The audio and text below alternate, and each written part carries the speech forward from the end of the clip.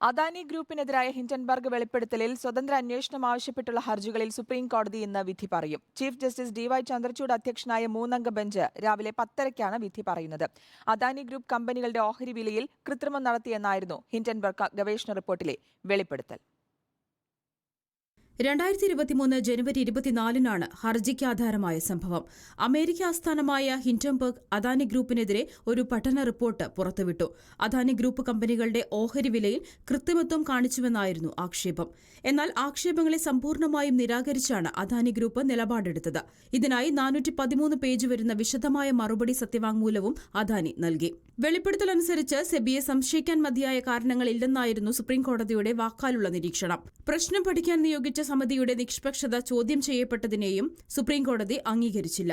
Chief justice DY Chandrachud, ജസ്റ്റിസുമാരായ ജബി പാർഡിവാല, മനോജ് മിശ്ര എന്നിവർ ഉൾപ്പെട്ട ബെഞ്ചാണ് വിധി പറയുന്നത്. അഭിഭാഷകൻ വിശാൽ തിവാരി, കോൺഗ്രസ് നേതാവ് ഡോക്ടർ ജയ ഠാക്കൂർ, സാമൂഹിക പ്രവർത്തക അനാമിക ജയ്സ്വാൾ എന്നിവരാണ് ഹിൻഡൻബർഗ് റിപ്പോർട്ടിന് പിന്നാലെ സ്വതന്ത്ര അന്വേഷണം ആവശ്യപ്പെട്ട് സുപ്രീംകോടതിയെ സമീപിച്ചത്.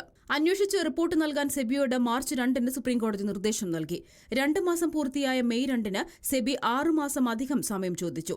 രേഖകൾ പരിശോധിക്കാൻ കൂടുതൽ സമയം വേണമെന്നായിരുന്നു സെബിയുടെ ആവശ്യം. കോടതി 4 മാസത്തെ സമയം നൽകി. വീണ്ടും 15 ദിവസം കൂടി സെബി ആവശ്യപ്പെട്ടുവെങ്കിലും നൽകിയില്ല. തുടർന്നാണ് ഹർജികളിൽ വാദം കേട്ട ശേഷം 3-അംഗ ബെഞ്ച് ഇന്നത്തേക്ക് വിധി പറയാൻ മാറ്റിയത്. Legal desk reporter.